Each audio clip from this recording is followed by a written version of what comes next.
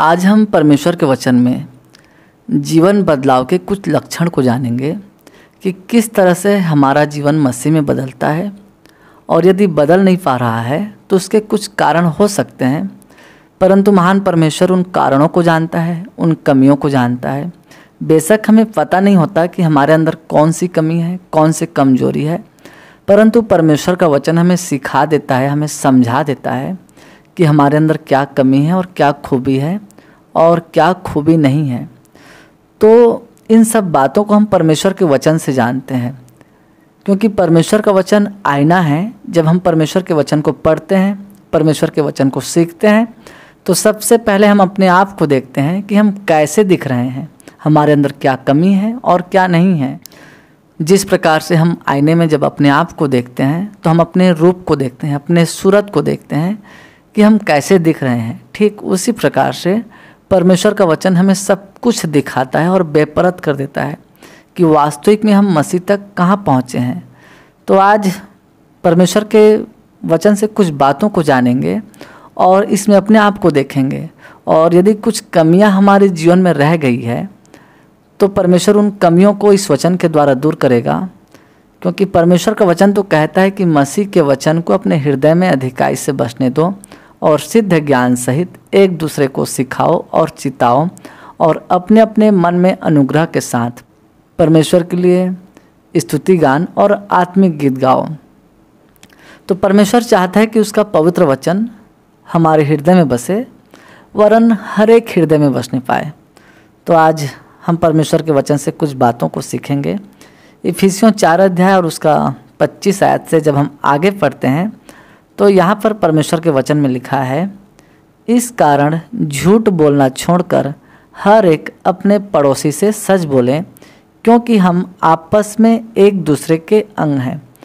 तो दरअसल हमारा पड़ोसी हमारे अपने मसीह भाई बहनों को कहा गया है, क्योंकि मसीह में हम जितने भी मसीही भाई बहन हैं आपस में एक दूसरे के अंग हैं। तो परमेश्वर का वचन कहता है कि हम मसीह भाई बहन एक दूसरे से झूठ ना बोलें। अब इसका मतलब ये नहीं कि हम मसीह भाई बहनों से झूठ नहीं बोलेंगे तो बाहर के लोगों से झूठ बोलेंगे।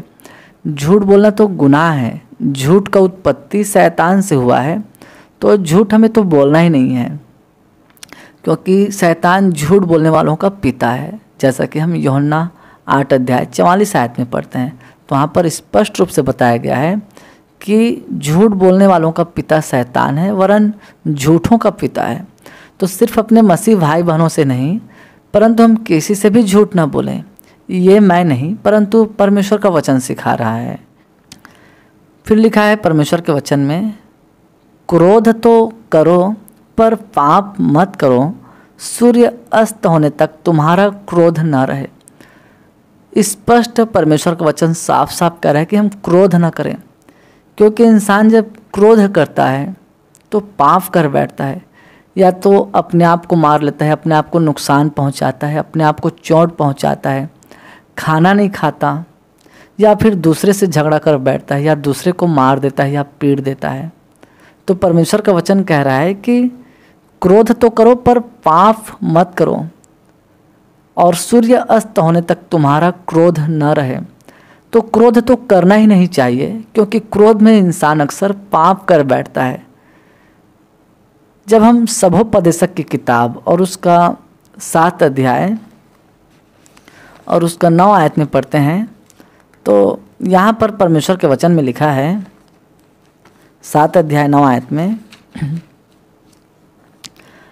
अपने मन में उतावली से क्रोधित ना हो, क्योंकि क्रोध मूर्खों ही के हृदय में रहता है। देखिए, कई बार जाने अनजाने में हम अनायास क्रोधित हो जाते हैं, तो क्रोध लाजमी आ जाता है ऐसे कुछ बातों को लेकर के। लेकिन हम ये सतर्क रहें कि क्रोध में आकर पाप ना करें। अगर बच्चे गलती करते हैं तो क्रोध आ जाता है, तो इसका मतलब ये नहीं कि हम पाप कर बैठें। हम ऐसा काम ना करें कि क्रोध में आकर पाप हो जाए।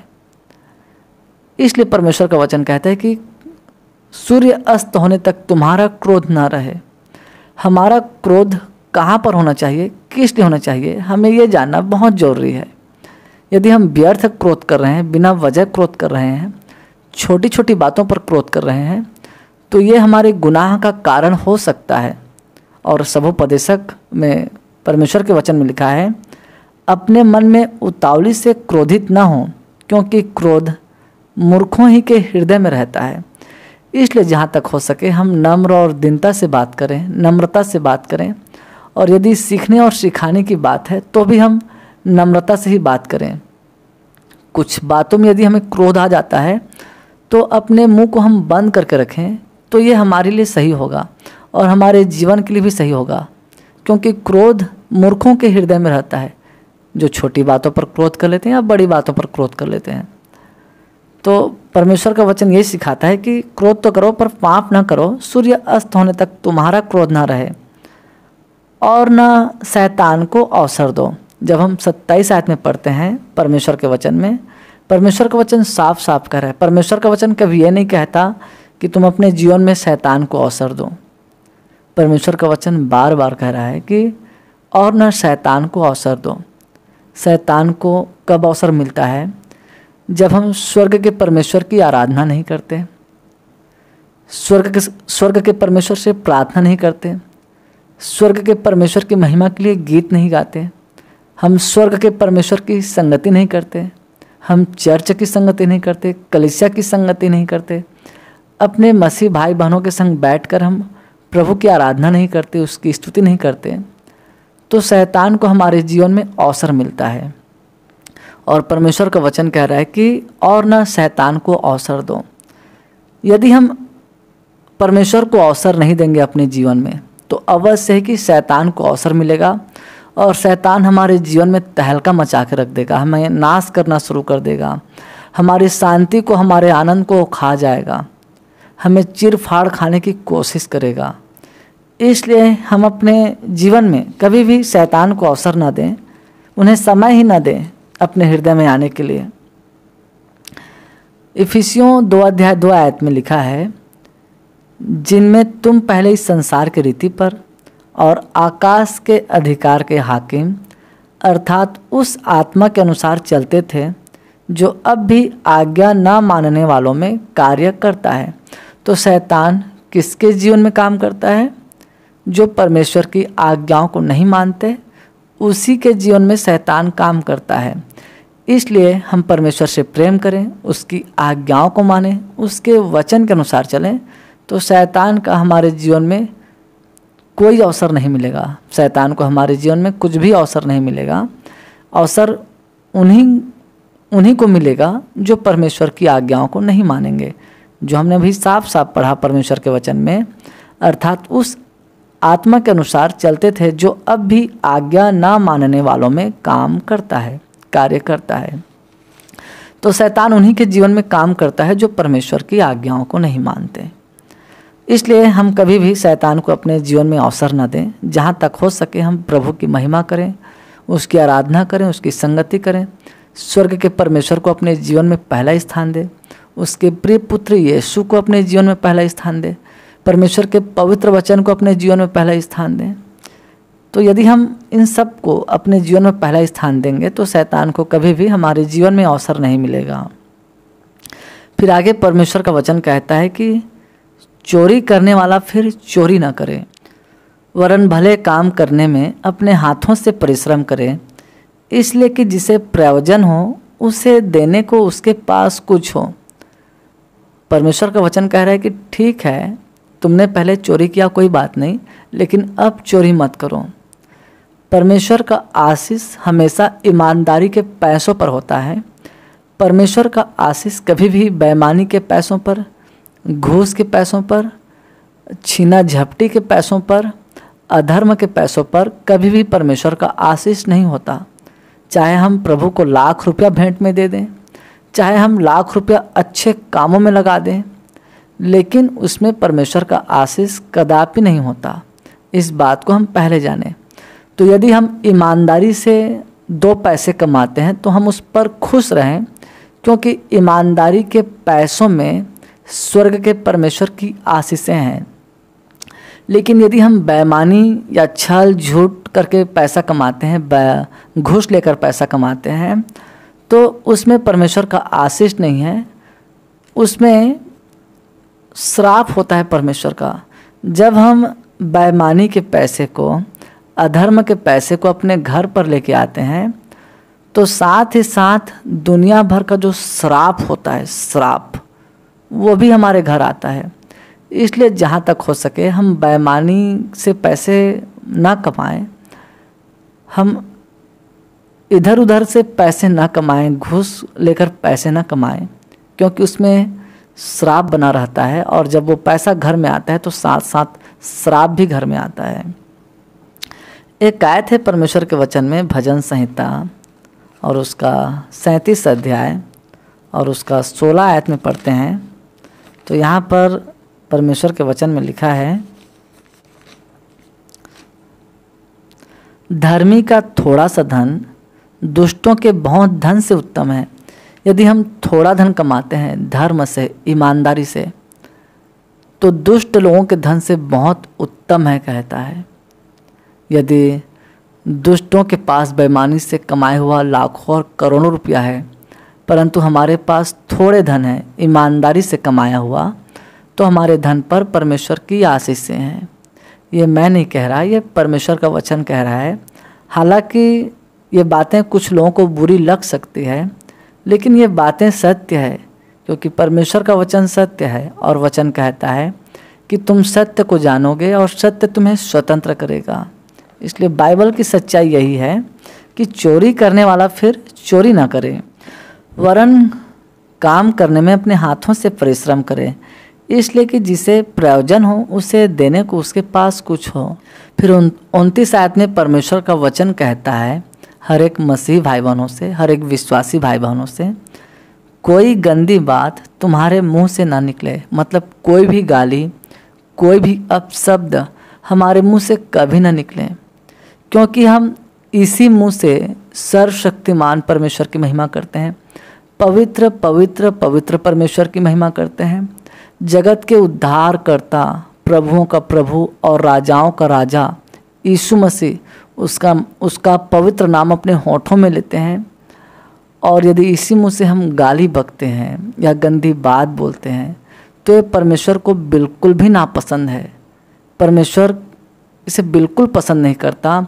यदि हम एक गाली देते हैं तो हमारी सारी प्रार्थनाएं रुक जाती है, हमारी सारी जो महिमा है वो रुक जाती है और स्वर्ग से आशीषें आना बंद हो जाती है। इसलिए हम ऐसा कोई भी काम ना करें, अपने मुंह से कोई भी अपशब्द ना निकालें, कोई भी गंदी बात ना बोलें, जिससे परमेश्वर की आशीषें हमारे जीवन में आने से रुक जाए। और परमेश्वर का वचन कहता है कि कोई भी गंदी बात तुम्हारे मुंह से ना निकले, पर आवश्यकता के अनुसार वही निकले जो उन्नति के लिए उत्तम हो, ताकि उससे सुनने वालों पर अनुग्रह हो। हम आवश्यकता के अनुसार ही बात करें, कम बात करें, अच्छी बात करें, कभी भी बुरी बात ना करें, गंदी बात ना करें। अगर अच्छी बात करेंगे और काम की बात करेंगे तो सुनने वालों के लिए सही होगा। फिर परमेश्वर का वचन कहता है 30 आयत में, परमेश्वर के पवित्र आत्मा को शोकित मत करो। जितने भी मसीह भाई बहन हैं जो परमेश्वर के आत्मा के संग होकर परमेश्वर की महिमा करते हैं, उसकी इबादत करते हैं, उसके पवित्र नाम की महिमा के लिए गीत गाते हैं, उससे प्रार्थना करते हैं, उन सब को महान परमेश्वर ने अपना पवित्र आत्मा दिया है। जिन्होंने परमेश्वर को संपूर्ण मन से स्वीकार किया है, संपूर्ण मन से प्रभु यीशु मसीह को स्वीकार किए हैं, उन सब को महान परमेश्वर ने अपना आत्मा दिया है। और परमेश्वर का वचन कहता है कि परमेश्वर के पवित्र आत्मा को शोकित मत करो। तो परमेश्वर का आत्मा दुखी कब होता है, शोकित कब होता है? जब हम परमेश्वर की इच्छा के अनुसार नहीं चलते, परमेश्वर के आज्ञाओं का पालन नहीं करते, तो परमेश्वर का आत्मा दुखी होता है, परमेश्वर का आत्मा शोकित होता है। जैसे कि एक बच्चा यदि माँ बाप की इच्छा के अनुसार नहीं चलता, माँ बाप के खिलाफ काम करता है, माँ बाप के विरोध में काम करता है, तो ऐसे बच्चों से माँ बाप बहुत दुखी होते हैं, बहुत शोकित होते हैं। कई माँ बाप तो अपने बच्चों को लेकर रोते भी हैं। लेकिन यदि वही बच्चा अपने माँ बाप की आज्ञा का पालन करे, माँ बाप का कहना माने, तो माँ बाप बहुत खुश होते हैं, बहुत प्रसन्न होते हैं। वैसे ही जब हम परमेश्वर की इच्छा के अनुसार नहीं चलते, उसके आज्ञाओं का पालन नहीं करते, हम परमेश्वर के खिलाफ जाकर काम करते हैं, तो परमेश्वर का पवित्र आत्मा जो हमारे अंदर है वो शोकित होता है, दुखी होता है। परंतु यदि हम परमेश्वर की इच्छा के अनुसार चलते हैं, उसकी आज्ञाओं का पालन करते हैं, निरंतर उसके संगति में बने हुए हैं, तब परमेश्वर का आत्मा बहुत खुश होता है, वो आनंदित होता है, जिससे तुम पर छुटकारे के दिन के लिए छाप दी गई है। जिस दिन से हमने प्रभु यीशु को अपना संपूर्ण प्रभु अंगीकार किया है, मन फिराकर हमने यीशु मसीह को अपना संपूर्ण प्रभु अंगीकार किए हैं, उसी दिन से परमेश्वर ने हमें अपना पवित्र आत्मा दिया है छाप के रूप में, ताकि जब प्रभु यीशु मसीह आएगा तो हमें पहचान ले जिन पर पवित्र आत्मा है। सब प्रकार की कड़वाहट और प्रकोप और क्रोध और कलह और निंदा सब बैर भाव समेत तुमसे दूर की जाए। परमेश्वर चाहता है कि हमारे जीवन से सब प्रकार का कड़वाहट, चाहे अपने पड़ोसी के प्रति कड़वाहट है या अपने परिवार के प्रति कड़वाहट है हमारे मन में या हमारे हृदय में, या अपने दोस्त यार के प्रति या अपने भाई बहन के प्रति या अपने माँ बाप के प्रति या अपने पति या अपने पत्नी या फिर अपने बच्चों के प्रति हमारे हृदय में कड़वाहट है, कड़वापन है, कड़वा स्वभाव है, तो हम उसे त्याग दें। परमेश्वर का वचन कहता है वो हमारे जीवन से दूर होने पाए, तुमसे दूर की जाए, लिखा है परमेश्वर के वचन में, तुमसे दूर की जाए, मतलब हमारे जीवन से ये कड़वा स्वभाव, हमारे हृदय से कड़वा स्वभाव, कड़वाहटपन दूर हो जाए। और प्रकोप का अर्थ है एक प्रकार से अंदर ही अंदर जलन, तो किसी के प्रति हमारे हृदय में जलन है तो इसे हम अपने जीवन से दूर कर दें। और क्रोध और कलह, यदि हमारे जीवन में क्रोध है या कलह का स्वभाव है, तो यदि किसी के प्रति हमारे हृदय में क्रोध है तो इस क्रोधी स्वभाव को हम अपने जीवन से दूर करें। और कलह, हो सकता है हमारे अंदर ऐसा स्वभाव हो जिससे घर में कलह पैदा होता हो, तो उन बातों को हम दूर करें। यदि हम शराब पीकर घर में आते हैं और घर में कलह या झगड़ा उत्पन्न होता है तो हम शराब पीना बंद कर दें। कुछ ऐसी बातें जो हमारे जीवन में होती है जिसके कारण घर में कलह उत्पन्न होता है, झगड़ा उत्पन्न होता है, तो हम उन बातों को दूर करें। क्योंकि ये मैं नहीं कह रहा, ये परमेश्वर का वचन कह रहा है। परमेश्वर का वचन चाहता है कि हमारा जीवन साफ सुथरा हो, शुद्ध हो, पवित्र हो, निर्मल हो, पाक हो। और निंदा, यदि हमारे जीवन में या हमारे स्वभाव में निंदा करने की आदत है किसी भाई बहन के प्रति या किसी के लिए, तो हम निंदा करना किसी की भी बंद कर दें, हम किसी की निंदा न करें। ये स्वभाव हमारे जीवन से दूर होने पाए। सब बैर भाव समेत तुमसे दूर की जाए, लिखा है। ये सब हमारे जीवन से दूर हो जाए।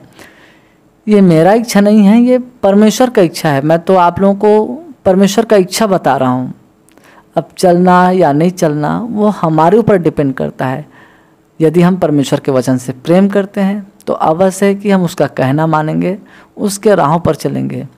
यदि हम वचन सुन रहे हैं और फिर भी उसकी इच्छा के अनुसार नहीं चल रहे हैं, उसकी आज्ञाओं का पालन नहीं कर रहे हैं, तो इसका मतलब हम परमेश्वर से प्रेम नहीं कर रहे हैं। जी, अब यूहन्ना रचित सुसमाचार 14 अध्याय 15 आयत में पढ़ते हैं तो वहाँ पर प्रभु यीशु मसीह कहता है, यदि तुम मुझसे प्रेम रखते हो तो मेरी आज्ञाओं को मानोगे। यदि हम परमेश्वर की आज्ञाओं को मानते हैं तो इसका मतलब हम परमेश्वर से प्रेम करते हैं। और यदि हम परमेश्वर की आज्ञाओं को नहीं मान रहे हैं तो भले ही हम हे प्रभु कह रहे हैं, लेकिन हमारा प्रेम परमेश्वर के प्रति सच्चा नहीं है।